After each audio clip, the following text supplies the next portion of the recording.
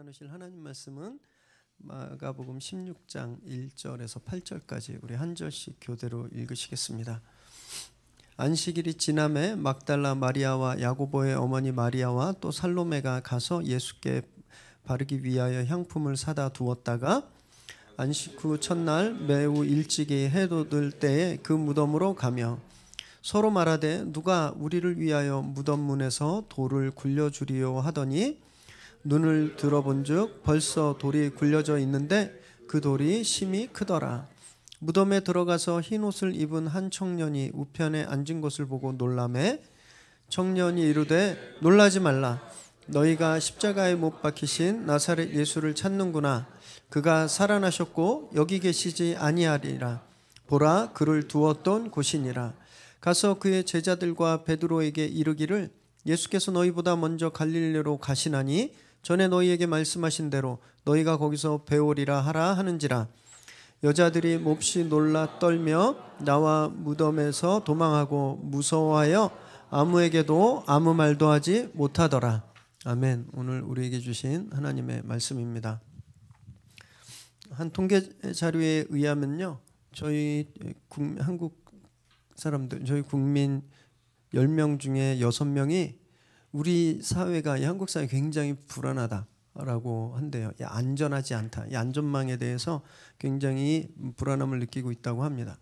또 청소년들은요, 우리 사회가 얼마나 이 미래가 불안할까 불안하지 않을까 이 통계 조사를 했는데 10점 만점에 6.6점 불안하다라고 이야기했다는 거예요. 청소년 아이들이 우리 앞으로 미래가 6% 이상 불안할 거다라고 생각했다라는 거예요. 직장인 10명 중에 7명은요 고용 불안 속에서 하루하루를 산다고 합니다. 그리고 전 국민의 10명 중에 6명은 사는 문제, 집 문제 때문에 밤잠을 설친다고 이런 조사 통계가 나왔어요. 이걸 다 종합해 보니까 한국 사람들, 여기 계신 분들의 절반 이상은요 계속 근심하고 계신다라는 거예요. 어떤 것이든지 간에 계속 걱정하고 근심하고 있다라는 겁니다. 미국 심리학자 어니 젤린스키라는 분이 계세요. 이분이 뭐라고 이야기했냐면 우리가 걱정하는 것들의 40%는 절대 현실에서 안 일어나는 거다라고 이야기를 합니다. 달이 부딪히면 어떡할까?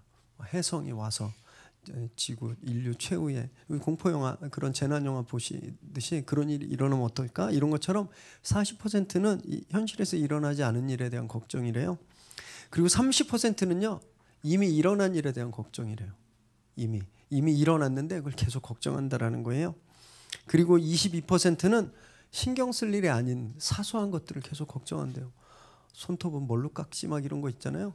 신발 빵꾸 나면 어떡하지, 이런 걱정 안 해도 되는 사소한 문제가 22%나 차지한대요.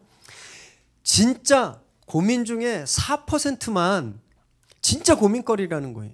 4%만 그냥 걱정해서 해결할 수 있는 일이 우리가 고민하는 것 중에 4%밖에 안 된다는 거예요. 이 말은 뭐냐 하면 96%, 우리가 매일매일 걱정하는 것의 96%는 걱정할 필요도 없고 걱정해도 아무것도 못하는 거라는 거예요. 걱정할 이유가 없는 것들을 우리가 계속 걱정하죠. 그래서 이런 건요 램프 증후군이라고 합니다. 램프 증후군. 알라딘의 마술 램프에서 온 말이에요. 그 알라딘이 계속 문지르면 뭐가 나와요? 지니가 착 나오잖아요. 지니? 기가지니인지 모르죠. 하여튼 지니가 막 나오잖아요. 계속 문질러서 지니를 뽑아내는 것처럼 우리가 계속 문질러서 걱정을 뽑아내고 있다는 거예요. 이게 램프 신드롬입니다. 램프 신드롬. 믿음 생활하는 우리도요 이런 램프 신드롬에 빠질 때가 있죠. 한번 걱정하기 시작하면 계속 꼬리에 꼬리를 물어서 막 계속 걱정거리가 생각나잖아요. 이러면 어떡하지? 이거면 어떡하지? 계속 그러다 보면 밤을 새고 밥을 먹어도 입맛이 없고, 주님이 근심하지 말라, 나를 믿어라 이렇게 계속 말씀하셨는데 우리는 근심을 멈추는 것이 아니라 필요 없는 걱정을 계속 끌어당기고 있는 거예요. 끌어당기고. 오늘 저희 함께 예배할 때요 이 램프 증후군, 계속 걱정을 끌어다 쓰는 이런 증상들이 완전히 그쳐지게 되길 바랍니다. 마음의 평안을 찾게 되시길 바라요. 마가는 15장에서 47절이나 되는 긴 분량을 예수님의 십자가 죽음에 대해서 증언했습니다. 너무너무 자세하게, 그러지 않아도 되는데 굉장히 자세하게 기록했어요. 이렇게 긴 지면을 할 수밖에 없었던 이유가 있는데 그게 바로 오늘 본문 때문입니다. 부활 때문이에요. 부활. 예수님이 죽었다라는 것을 확실하게 이야기해야, 그걸 확실하게 증명해야 그분이 다시 살아나셨음을 이야기할 수 있게 되기 때문에 그래요. 그래서 보면 15장에서 막 예수님의 죽음은 엄청난 강도로, 엄청난 그 섬세함과 자세하게 막 했지만 예수님의 부활은요, 그냥 너무 싱겁게 넘어가는 듯한 그런 인상을 받을 수 있는데, 여러분, 부활 때문에 예수님이 죽었다라는 사실이 그렇게 중요했던 거예요. 그래서 초대교회도 주님의 죽음을 부정하는 이단들과 정말 힘겨운 싸움을 그렇게 열심히 했던 겁니다. 마가는 그 후에 이제 자기가 기록한 이 복음 편지의 마지막 장이죠. 마지막 장, 이 16장 마지막 장을 부활의 증인들을 소개하면서 마무리하고 있어요.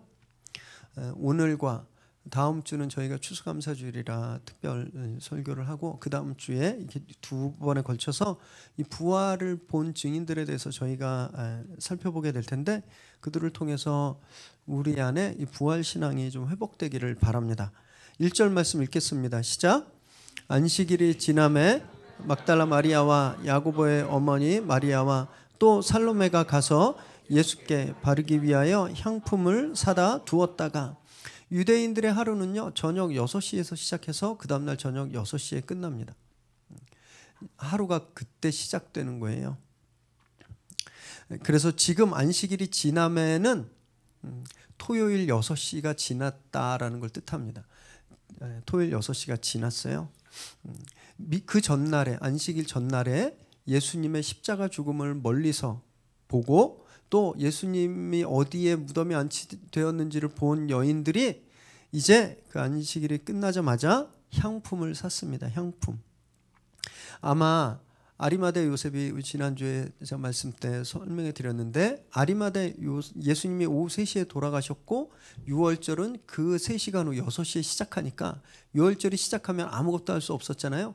3시간밖에 텀이 없었어요. 그래서 아리마대 요셉이 너무너무 급하게 일을 처리했는데, 아마 그때 향품이 모자랐던지 아니면 이 여인들이 그걸 좀 봤던 것 같아요. 그래서 안식일이 지나고 예수님께 미처 해드리지 못했던 그 향유를 발라주기 위해서 이들이 이것을 준비했습니다. 여기서 여인들이 구입한 향품은요, 우리도 너무너무 잘 아는 단어예요. 아로마 테라피. 들어보셨어요? 그 아로마가 이겁니다. 이거 향기 나는 것. 진귀한 향기가 나는 식물을 짜서 그 즙으로 만든 것, 이 향품이에요. 향품. 그런데요, 이스라엘 사람들은 보통 사람들의 장례에는 향품을 쓰지 않았습니다. 그냥 기름을 발랐을 뿐이에요. 기름. 누구한테만 향품을 썼는가? 왕한테만 썼습니다. 왕이 죽으면 그 왕에게 향품을 발랐던 거예요. 그래서 이 여인들이 지금 향품을 준비했다라는 것은 예수님을 누구로 대하고 있다라는 거예요? 왕으로 대하고 있다라는 겁니다. 그렇게 밤에 그 다음날 주님의 장례를 준비하면서 밤을 지새고 이 여인들이 새벽 일찍에 무덤을 향하게 되었는데, 2절 말씀 읽습니다. 시작. 안식 후 첫날 매우 일찍이 해 돋을 때에 그 무덤으로 가며.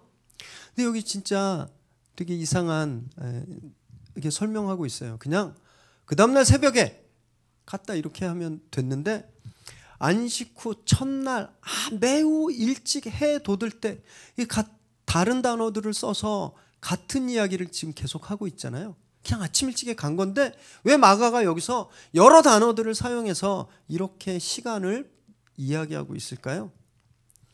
궁금하지 않으세요? 되게 궁금해져서 찾아봤습니다. 그랬더니 엄청나게 중요한 영적인 의미가 여기에 숨어 있는 거예요.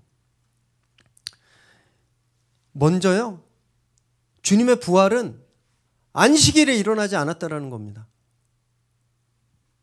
안식 후 첫날이잖아요. 안식일엔 아무 일도 안 일어났던 거예요. 생각해 보세요. 안식일이 어떤 날이에요? 하나님이 창조하실 때부터 사람들에게 지키라고 하셨던 당신의 날이에요. 하나님의 날. 그날은 오직 하나님만 예배하고 아무것도 하면 안 됐던, 그래서 이 유대인들은 막 그날을 어기는 것을 막 하나님을 어기는 것처럼 그렇게 막 심주딴지 모시듯이 그렇게 섬겼던 날이 안식일이에요. 그런데 그런 안식일에 아무 일도 안 일어났다라는 걸 이야기하고 있는 거예요. 부활이 선포된 날은 언젠가? 안식일 다음이었다라는 겁니다. 무엇을 뜻하냐면요, 이제 안식일은 마감됐다라는 거예요. 구약 유대인들이 율법을 지키며 행했던 그 안식일은 이제 유효기간이 끝나버린 거예요. 이제 주님의 날이 시작됐다는 걸 이야기하는 겁니다. 주님의 날, 이제 주님의 날이 시작됐다라는 거예요. 그래서 주일은요, 우리가 예배드리는 주일은요, 그럼 빛의 날입니다. 구원이 선포된 날이에요. 우리가 주일날 교회에 모여서 예배 드릴 때는요, 어저께까지도 아무 일도 안 일어났어요. 그런데 어제와는 달리 오늘 특별한 일이 일어나는 겁니다. 부활하신 주님을 우리가 만나게 되는 거예요. 우리에게 구원이 선포되고 소망이 회복되는 날, 다시 살아나는 것을 경험하는 날, 이것이 주일이라는 겁니다. 주일. 오늘 주일인데요, 바로 이 예배의 자리가 그런 회복의 자리가 되길 바랍니다. 부활하신 주님을 다 만나는 그런 자리가 되길 바라요.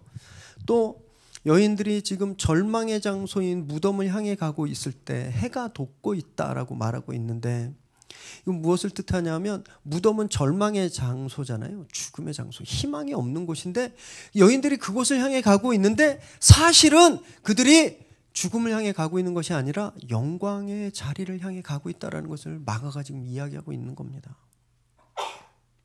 그래서 우리도 상황에 속으면 안 되는 거예요. 상황을 보면 온통 문제투성이에요. 여기도 문제, 저기도 문제, 막 남편도, 막 애들도, 뭐 시월드 사시는 분들도 다 문제, 막 나를 너무너무 힘들게 하고, 내 상황은 진짜 무덤 같은, 너무너무 초라하고 지칠 대로 지쳐서 아무것도 할 수 없는 그때 사탄이 우리에게 그때 속삭입니다. 너는 끝났어. 너는 아무 힘도 없어. 너는 그냥 그렇게 무덤으로 가는 거야 라고 속삭이는 거예요. 그럼 그때 우리가 대항하셔야 됩니다. 거기에 홀딱 넘어가면 진짜 끝장나요. 주의 날을 경험한 인생은, 주님의 부활을 체험한 신앙은요, 우리의 주변에 보이고 우리의 환경이 또 우리의 발걸음이 무덤을 향해 가는 것처럼 보이지만 그곳에 반드시 하나님이 준비해 놓으신 영광의 순간이 있다는 것을 믿어야 하는 겁니다. 거룩한 소망을 품으시길 바랍니다. 여인들의 발걸음이 근심으로 무거웠잖아요. 그러나 결국은요, 그들이 부활을 가장 먼저 목격한 그 최고의 영예를 누리게 되었거든요. 지금 우리의 발걸음이 무겁고 힘들더라도 반드시 주님이 우리를 영광의 자리로 초대하실 것을 믿으시기 바랍니다. 이 여인들의 행동은요, 여러 가지로 좀 정상적이지 않았습니다. 율법에 의하면 시체를 만지는 즉시 그 사람도 부정해졌어요. 그래서 7일 동안 사람 만나지도 못하고 고립되어서 정결 의식을 행해야 했던 거예요. 또 향품은요, 장례식 중에 했어야 됐습니다. 죽은 지 얼마 안 되는 시체에 기름을 바르거나 향품을 발라야 됐지, 지금 주님은요, 시간 계산해 보니까 한 36시간 이후예요. 그리고 예수님이 상처 하나 없이 편안히 돌아가신 게 아니거든요. 찢기고 상하고 매맞고 여기저기 터지고 심지어는 옆구리에 창까지 찔리신 완전히 파괴된 모습으로 돌아가셨잖아요. 그분이 36시간 이상 무덤에 놓여 있었다고 생각해 보세요. 이미 부패는 막 진행됐을 거고 사람이 손댈 수 없는 그런 상황이었을 거예요. 그럼에도 불구하고 그분의 몸에 향품을 바르려고 했던 이 여인들은요, 그 사랑이, 주님을 향한 사랑이 얼마나 간절했는지 우리가 볼 수 있는 겁니다. 또 주님은 반역죄로 처형당하셨잖아요. 갔는데 로마 군인들이 너도 같은 도당이구나 이러고 잡아갈 수도 있었고요.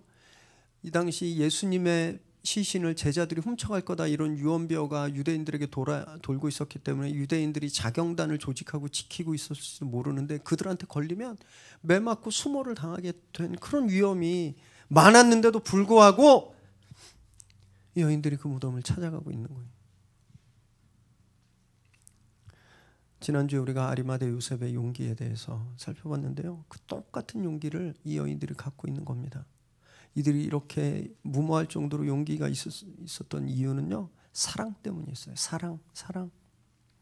사람이 용감해지는 경우는 딱 두 가지더라고요. 무식하거나 사랑하거나. 네. 무식해서 용감하면요, 늘 결과가 안 좋아요. 늘 트러블만 만들어냅니다. 그런데 사랑해서 용감하면 결과가 아름다워요. 이 여인들이 그래서 부활의 첫 증인이 된 겁니다. 용감한 믿음 생활을 하시기를 바랍니다. 예수님을 향한 그 간절한 사랑이 우리를 과감하게 만드는 거예요. 다른 거 없습니다. 다른 거. 주님을 열정적으로 사랑하면 우리도 용감해지는 겁니다. 온 힘을 다해서 주님을 사랑하시기를 바랍니다. 3절 4절 읽습니다. 시작. 서로 말하되 누가 우리를 위하여 무덤 문에서 돌을 굴려주리요 하더니 눈을 들어본즉 벌써 돌이 굴려져 있는데 그 돌이 심히 크더라. 그렇게 밤새 주님 향품을 준비하고 주님의 장례를 준비하고 해 뜨기 전 일찍부터 무덤을 향해 가는데 이 여인들 마음속에 큰 걱정거리가 있었습니다. 돌 때문이에요. 돌. 유대인들은 굴을 파서 시신을 안치하고 돌을 막아 놓는다 그랬잖아요. 시신을 무덤 안으로 들고 가야 되기 때문에 무덤 입구는 2명에서 3명 정도 들어갔다 나왔다 할 수 있는 크기였습니다. 그러면 그 크기를 막는 돌이 얼마나 클까요? 어마어마하게 컸을 거거든요. 그게 문제였어요. 그게 남자들이 서너시 달려붙어야 겨우 열까 말까한 돌을 이 힘없는 여인들 셋이 열 생각을 하니까 갑갑한 거예요. 그래서 여기서 서로 말하되라는 말은 계속 말했다라는 뜻을 가지고 있거든요. 집을 떠나면서 무덤 갈 때까지 계속 그것만 얘기한 거예요. 돌 어떡하지? 돌 어떡하지? 그 누구한테 부탁하지? 우리가 어떻게 해야 되지? 왜냐하면 그 돌을 치우지 않으면 자기들이 준비한 향품을 주님께 사용할 수가 없게 되잖아요.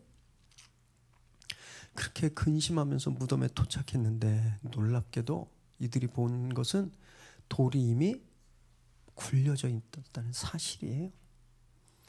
힘없는 여인들이 주님께 갈 수 있도록 하나님께서 미리 그 문을 열어주신 겁니다. 여러분, 하나님은요 이렇게 우리보다 늘 앞서서 일하시는 분이세요. 앞서서 우리의 필요를 채워주십니다. 우리는 걱정하는데 우리는 걱정하면서 그냥 그 시간을 계속 보내는데 주님은 먼저 가셔서 그 걱정의 원인들을 해결해 주시는 분이시라는 거예요. 아브라함이 그랬습니다.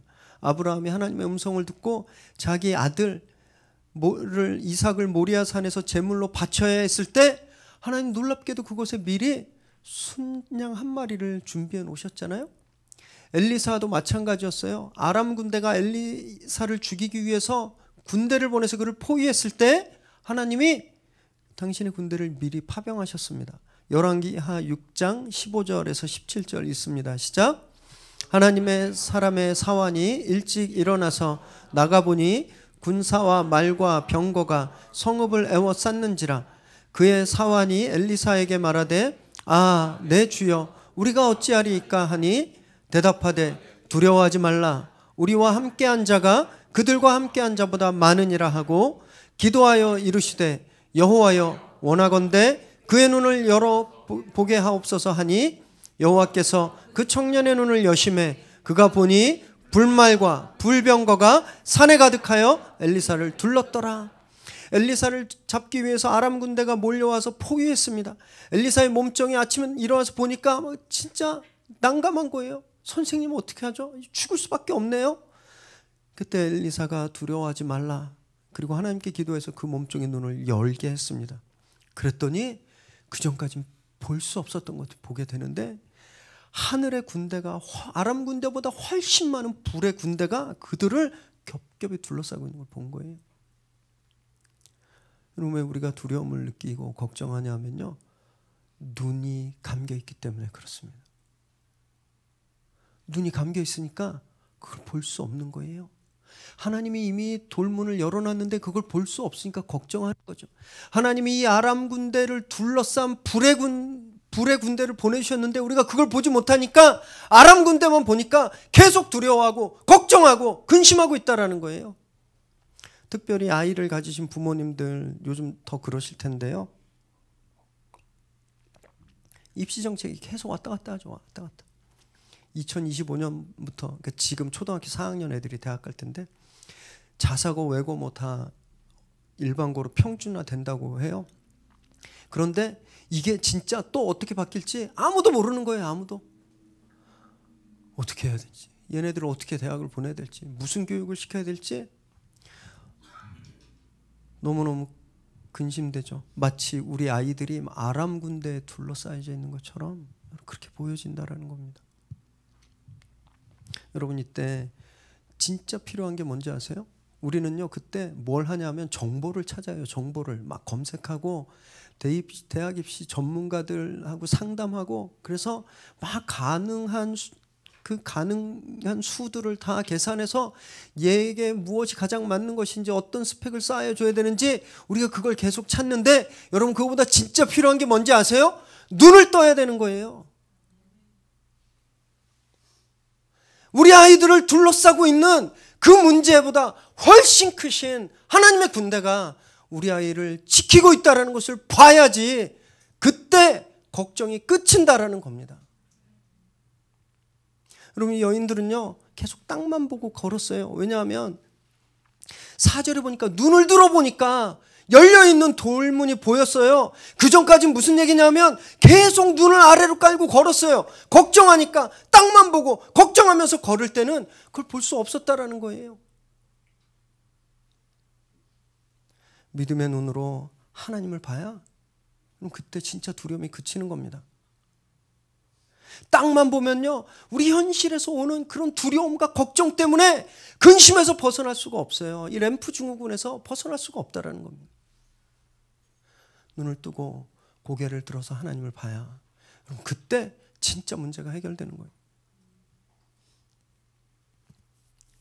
문제들은요 하나씩 오지 않더라고요.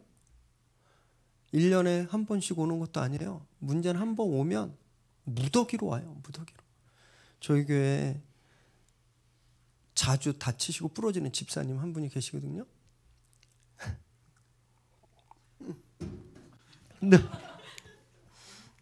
죄송합니다. 근데 집사님이랑 대화하다가 이런 말씀 하시더라고요. 몇 년 전에 발목이 똑 부러지셔가지고 쇠심을 박으셨대요. 쇠심을. 근데 이제 한 달 넘게 꼼짝도 못하고 그냥 계속 움직이지도 못하는데, 근데 또 마침 남편 되시는 집사님이 회사에서 진짜 어려운 일을 당했다는 거예요. 그 애들 고만고만한 애들 4명은 또 막 엄마의 손길을 바라는, 돌덩이가 하나가 아니라 막 이만한 돌덩이가 2개, 3개 그냥 한꺼번에 겹치는, 여러분 문제가 우리에게 이렇게 찾아옵니다. 다 경험하고 계시잖아요. 그런데 그 문제, 그 돌덩이들 속에서 압사당하지 않으시고 정말 이렇게 훌륭한 믿음의 모범을 어떻게 이렇게 보여주실 수 있을까? 제 생각할 때는요 믿음 때문이었다고 생각해요. 우리를 짓누르는 그런 큰 돌덩어리들이 너무 컸지만 믿음의 눈으로 보니까 하나님이 계시고 그 하나님이 나를 구원하신다는 걸 믿으니까 그 시간들을 이겨낼 수 있었던 거거든요. 여러분, 이 여인들도 사실은요 두려워할 이유가 하나도 없었어요. 왜냐하면 예수님이 몇 번씩 말씀하셨어요. 내가 죽으면 나 다시 살아날 거야. 나 다시 살아나서 갈릴리로 먼저 갈 거야. 주님 말씀하셨는데 그걸 믿을 수 없으니까, 그걸 못 믿으니까 그 무덤까지 가는 내내 불안했던 겁니다. 근심했던 거예요. 여러분, 그래서 진짜 우리 근심의 이유가 뭔지 아세요? 그 문제 때문이 아니에요. 그 돌덩이 때문에 우리가 두려워하는 게 아니라 우리 믿음이 없기 때문에 그런 겁니다. 이걸 회복하셔야 돼요. 사랑하는 여러분, 어떤 장애물도요 믿음 앞에선 힘을 잃어버립니다. 선하신 하나님을 신뢰하고 믿음으로 나아가면요 보게 되는 거예요. 그 문제가 이미 해결된 것을, 그 돌이 이미 굴려져 버린 것을 보게 된다라는 겁니다. 오늘 이런 경험을 하시기를 주님의 이름으로 축원합니다. 믿음을 회복하시고 하나님 붙드시기 바라요. 5절 말씀 있습니다. 시작. 무덤에 들어가서 흰 옷을 입은 한 청년이 우편에 앉은 것을 보고 놀라매 당황한 여인들이 이제 무덤에 들어갔는데 예수님의 시신은 없고 흰 옷 입은 한 청년이 그 옆에 앉아 있는 거예요. 흰 옷은 화이트 컬러, 그냥 하얀 색깔이라는 의미만 있는 것이 아니라 샤이닝, 광채가 난다라는 뜻을 갖추고 있습니다. 마태복음에서는 좀 더 자세하게 설명하고 있는데 마태복음 28장 3절에서 5절 읽습니다. 시작. 그 형상이 번개 같고 그 옷은 눈같이 이건을 지키던 자들이 그를 무서워하여 떨며 죽은 사람과 같이 되었더라. 천사가 여자들에게 말하여 이르되 너희는 무서워하지 말라. 십자가에 못 박히신 예수를 너희가 찾는 줄을 내가 아노라. 이 청년의 정체가 천사라는 겁니다. 천사. 여인들은 거룩한 존재를 보고 놀란 거예요. 거룩함 앞에서 죄된 인간은요, 두려워하고 경외심을 느낄 수밖에 없잖아요. 이들이 기대했던 것, 이들이 보겠다고 기대했던 것, 보고 싶었던 것은 예수님의 시신이었습니다. 그 시체를 깨끗하게 하려고 향유를 준비했잖아요. 그런데 들어갔는데 그 자리에 누워 계신 주님은 없고 향유가 필요 없는 거룩한 존재가 있으니 얼마나 놀랐겠습니까? 오만 가지 생각이 다 들었을 거예요. 이분이 돌을 굴렸나? 예수님 시체를 가져갔나? 어디 숨겼나? 우리 도망가야 되나? 아니면 예수님 시체 달라고 부탁해야 되나? 막 이런 생각들로 정신을 차릴 수 없었을 겁니다. 이때 이들의 모든 두려움을 잠재우는 음성이 그들에게 들려요. 6절 말씀이 있습니다. 시작. 청년이 이르되 놀라지 말라. 너희가 십자가에 못 박히신 나사렛 예수를 찾는구나. 그가 살아나셨고 여기 계시지 아니하니라. 보라, 그를 두었던 곳이니라. 놀라지 말고 빈 무덤을 봐라. 이렇게 말하고 있는 겁니다. 너희가 찾는 그 십자가에서 달리신 주님은 살아나시고 여기 계시지 않는다. 놀라운 말씀을 하고 계시는 거예요. 이때 이 천사가 예수님에 대해서 뭐라고 이야기했는지 저희가 좀 봐야 될 필요가 있는데 나사렛 예수라고 사용합니다. 나사렛. 우리는 이 나사렛 예수 들을 때 아무 느낌이 없잖아요.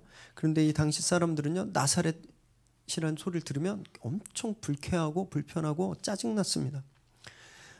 대림동에서 앙케이트 조사를 했어요. 그곳에 와 계신 분들에게 조선족이란 말을 들을 때 어떠냐고 그랬더니 90%가 넘는 분이 불쾌하고 기분 나쁘다. 어떤 말로 불러주기 원합니까? 조선동포로 불러달라.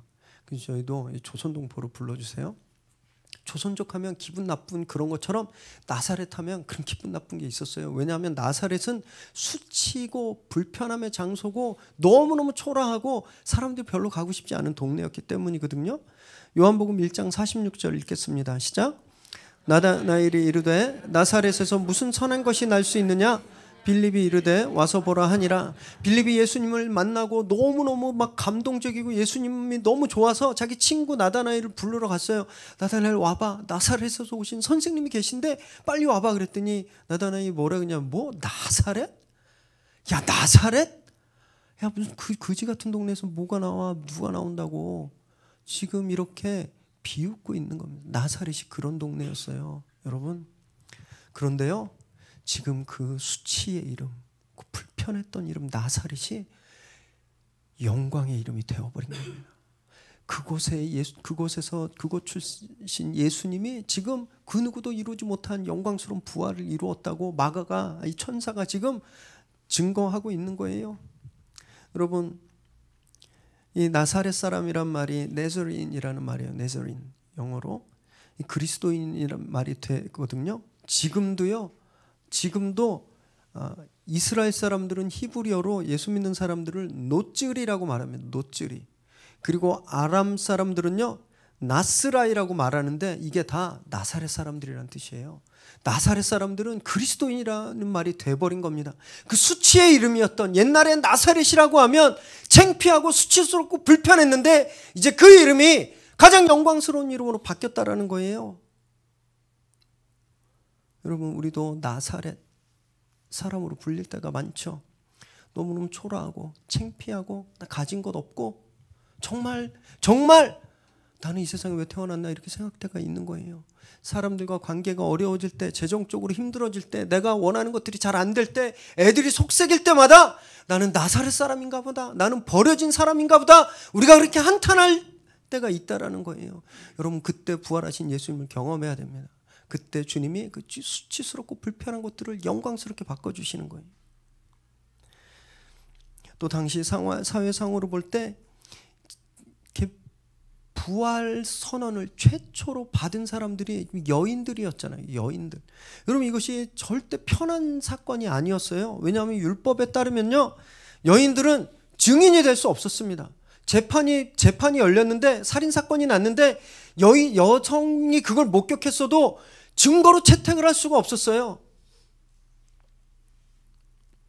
그런데 여인들이 예수님의 부활을 증거하니, 여러분, 이건 되게 불편한 사건이었습니다.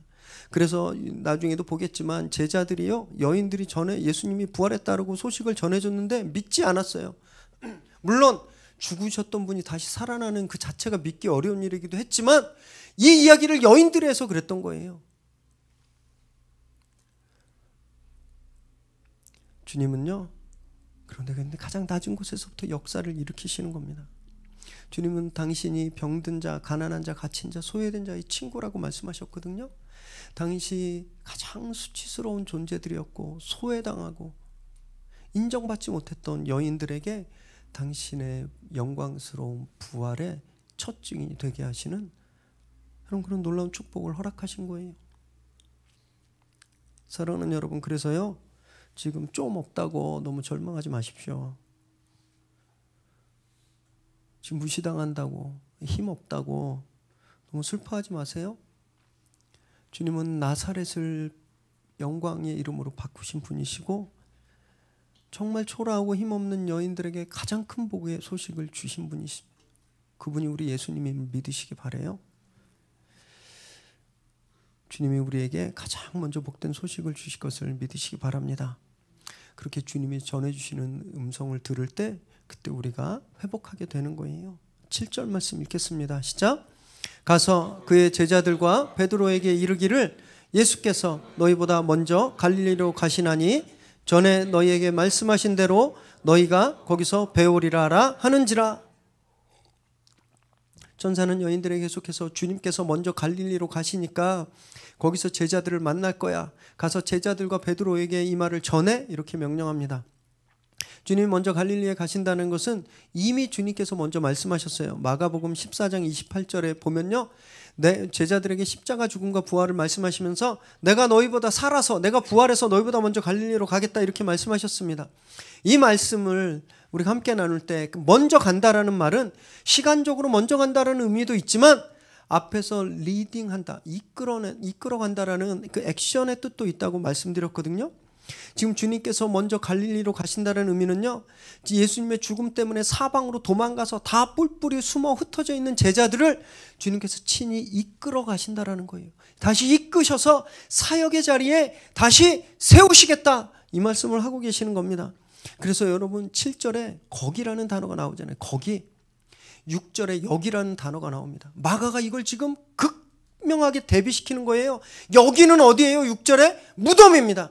거기는 어디예요? 갈릴리예요. 주님이 여기 무덤 같은 장소에서 거기 갈릴리로 생명이 다시 움트는 자리로 제자들을 이끌고 가시겠다고 말씀하시는 겁니다. 여러분, 이것이 부활신앙입니다. 여러분, 우리가 부활하신 예수님을 만나면요, 죽음과 같은 여기를 벗어날 수 있는 거예요. 아무리 노력해도 몸부림쳐도 절대 벗어날 수 없는 이 무덤, 여기 우리 부활하신 예수님을 만나야만 여기를 벗어나서 정말 새 생명이 움트는 곳, 새 비전이, 새 사명이 우리를 기다리는 거기로 갈 수 있는 겁니다. 주님은 그곳 갈릴리라고 말씀하셨어요. 갈릴리는요, 주님이 사역을 하시고 일하실 때 대부분의 시간을 보낸 곳, 그것이 갈릴리입니다. 근데 원래 갈릴리가 그렇게 좋은 동네는 아니었어요. 나사렛급 정도 됐습니다. 심지어 북이스라엘이 멸망한 후에는요, 갈릴리는 완전히 잊혀진 땅이었고, 이사야서에서는 심지어 갈릴리를 이방 땅이라고도 했어요. 이사야 9장 1절 한번 읽어볼까요? 시작. 전에 고통받던 자들에게는 흑암이 없으리로다. 옛적에는 여호와께서 스불론 땅과 납달리 땅이 멸시를 당하게 하셨더니 후에는 해변길과 요단 저쪽 이방 갈릴리를 영화롭게 하셨느니라. 갈릴리를 이방 땅이라고 할 정도로 갈릴리는 무시당하고 불편한 지역이었습니다. 그런데 그 버려진 땅, 그곳을 부활 후에 주님이 예수 공동체의 출발점으로 삼으신 거예요. 갈릴리에서 처음 사역하면서 제자들을 훈련시키시고 그들에게 사명을 주셨던 그것을 다시 회복시키시겠다라는 겁니다. 주님이 먼저 가서 기다리고 있겠다라고 말씀하시는 겁니다. 주님은 늘 우리보다 먼저 움직이시는 분이세요. 그리고 우리를 이끌어 주시는 분입니다. 나는 지금 여기 절망과 아픔의 자리에 있지만 이 자리를 벗어나고 나를 이끄시는 주님께 붙잡혀서 주님이 이끄시는 대로 가면 여러분 놀라운 것을 경험하게 되는 거예요. 열정과 사명이 회복된 그런 기쁨의 자리에 우리가 들어가게 되는 겁니다. 그래서 주님의 초대에 아멘으로 순종하시기 바랍니다. 다음에 하지 뭐 꼭 오늘만 날인가 뭐 김영정 목사님 건강해 보이니까 한 10년은 목회도 할 수 있을 것 같은데 뭐 한 9년쯤 내 마음대로 살다가 막판에 좀 할까? 이런 마음 먹으시면 안 됩니다. 말씀을 주시면 바로 아멘 하셔야 되는 거예요. 그래야 우리 삶이 변하게 되는 겁니다. 오늘 주님의 초대, 우리를 이끄시는 주님의 초대에 아멘으로 응답하셔서 우리에게 주셨던 그 처음 사랑, 그 처음 열정, 그 뜨거운 마음을 다 회복하시기를 주님의 이름으로 축원합니다. 8절 읽습니다. 시작. 여자들이 몹시 놀라 떨며 나와 무덤에서 도망하고 무서워하여 아무에게도 아무 말도 하지 못하더라. 천사는 분명히 여인들에게 예수님의 부활한 소식을 제자들에게 가서 전해라 이렇게 명령했어요. 사명을 주었습니다. 예수님의 부활을 확인했으면 참 잘 되셨네요 이러고 다시 자기 집으로 가지 말라는 거예요. 부활을 경험했으면 그 부활의 소식을 전해야 되는 사명이 우리에게 주어진다는 것을 이야기합니다. 지금 당장은 이 여인들이 너무너무 어리둥절하고 당황하고 놀라서 아무 말도 못했지만 이 다음에 보면 결국 이 여인들은요 그 임무에 순종합니다. 그래서 예수님의 부활을 전하는 그 사명을 감당했거든요. 주일 예배는 부활하신 주님을 만나고 기념하고 누리는 시간이에요. 이곳이 그런 자리입니다. 성령께서 우리에게 주님과 하나가 되게 하시는 그런 기쁨의 자리인 거예요. 그래서 이곳에서 우리가 주님을 경험했다면 참 고마웠습니다 하고 예배 끝나고 다시 우리가 있던 자리로 돌아가는 것이 아니라 내가 경험한 주님, 부활하신 주님을 가서 증거해야 되는 겁니다. 여러분 이것이 예배의 완성이에요. 요즘 엄청나게 화제가 되고 있는 약이 있는데 펜벤다졸 들어보셨습니까? 펜벤다졸? 강아지 구충제. 못 들어보셨어요? 못 들어보시면 유튜브 안 하시는 분들. 네. 미국의 한 유튜버가요 암 말기였는데 펜벤다졸 강아지 구충제를 먹고 암이 났다는 거예요. 그래서 그걸 자기가 유튜브에 올려버렸어요. 그래서 자기 주변에 암 걸린 사람들한테 다 전했는데 이 사람들도 몇 명이 효과를 본 거예요. 그래서 막 유튜브에 나도 났다 그러니까 막 순식간에 전 세계에 다 퍼졌습니다. 그래서 막 그 유튜브 동영상을 그냥 주변에 이렇게 암으로 고생하는 분들한테 이제 다 쏴줘요. 야 믿져야 본전인데 이거 한번 해봐. 막 약이 한국에서 완전 품절, 강아지가 구충제도 못 먹는 그런 불쌍한 일도 일어날 정도로 엄청나게 지금 방향을 일으키고 있어요. 한국의 개그맨 출신인 어떤 형제도 암 사기인데 그거 먹고 투병 생활 지금 2달째 했는데 뭐 좋아졌다 이렇게 막 유튜브에 나와서도 이야기하거든요. 난리가 났어요. 난리가. 의사들, 의학계에서는 굉장히 조심스럽고 우려를 표합니다. 이게 임상실험도 거치지 않았고 또 펜벤다졸 성분이 간에 부담을 줄 수 있기 때문에 이렇게 항암하시는 분들은 간 기능이 떨어지면 안 되는데 혹시 간이 상하면 더 위험해질 수 있다. 막 이렇게 경고의 말을 신문을 통해서 방송을 통해서 계속 이야기하는데 사람들이 듣질 않아요. 왜? 이거 먹고 살았다는 사람의 간증 이게 그냥 완전 올인하는 거예요. 그 전도에 그냥 완전 다 당해버리는 겁니다. 이런 생각을 해봤어요. 저는 진짜 그런 효과가 있었으면 좋겠어요. 아니 암이 나면 강아지 구충제가 아니라 고양이 구충제라도 먹어야죠. 그래서 암 나면 좋은 거잖아요. 근데 아직 확인도 안 됐고 검증도 안 됐고 위험할 요소도 충분히 있는 그런 약인데도 암이 났다니까 전도당에서 막 사람들한테 알리잖아요. 여러분, 우리는요 겨우 암 정도 난 사람이 아니에요. 물론 암이 큰일이긴 하지만 우리는 암 정도 난 사람이 아니라 그냥 우리 영원히 죽어야 됐거든요. 영원히 죽어야 됐는데 영원히 살게 됐잖아요. 예수님 때문에. 그냥 암이 난 게 아니라 그냥 내 인생 송두리째가 살아난 거예요. 살아난 것. 여러분, 그런데요 우린 펜벤다졸 전도하는 것만큼도 주님 전도하지 않는다라는 거예요. 왜 그런지 아세요? 체험 못했으니까 그런 거예요. 내가 진짜 예수 믿고 살아났다라는 게 그게 나한테 얼마나 어마어마한 사건인지 모르니까 안 하는 거예요. 어디 좋은 맛집 가서 맛있는 거 먹으면 사진 찍어서 인스타고 페북이고 그냥 카수고 계속 인증샷 올리고 해시태그 해가지고 맛있음 막 이렇게 해서 올리는데 정작 우리를 완전히 살리시고 그냥 내 인생과 운명을 바꿔주신 주님을 경험했는데 그냥 조용히 있는 건 문제가 있는 겁니다. 부활신앙이 없는 거예요. 부활신앙이 뭔지 아세요? 다시 1절로 돌아갈게요. 이 여인들이 1절에서 무엇을 준비했나요? 향품, 아로마 준비했어요. 이 향품을 어떻게 했을까요? 이 여인들이. 이 향품 썼겠어요? 쓸 수 없었어요. 쓸 필요가 없었죠. 그래서 1절 이후에 나오지도 않는 거예요. 향품 얘기 나오지도 않아요. 왜냐하면 이 향품은 죽은 사람한테 필요한 거기 때문에, 예수님 살아나셨기 때문에 소용 가치가 없어졌어요. 의미가 없어져 버린 겁니다. 여러분, 이것이 부활신앙이에요. 죽은 거에 필요한 것들, 향품 같은 것들을 우리가 얼마나 많이 구하려고 노력하는지 모릅니다. 시간 가면 없어질 거예요. 이 세상에 존재하는 건요, 시간 가면 반드시 없어집니다. 이 세상에 존재하는 건 반드시 끝이 있어요. 그런데 그렇게 그렇게 끝나서 썩어질 것을 위해서 우리가 얼마나 많이 향품을 준비하는지 모릅니다. 생각해 보세요. 여러분, 옷을 쇼핑하기 위해서 1년 있으면 안 입을 거거든요. 분명히. 저는 단벌이기 때문에 작년에 입던 거 그냥 계속 입지만, 보통 1년 입으면 안 입잖아요. 옷장에 그런 거 많으시죠? 여러분, 그 옷을 사기 위해서 얼마나 많은 시간과 노력과 재물을 들였습니까? 한 3, 4년 타면 폐차시키고 바꿀 그 차를 위해서 여러분들이 얼마나 많은 시간 공들이면서 노력해요? 30년 지나면 재건축하고 100년 지나면 없어져 버릴 그 아파트, 그 집들을 위해서 여러분 평생을 노력하고 계시잖아요. 향유를 계속 사고 있는 겁니다. 썩어서 없어질 것에 바를 향유를.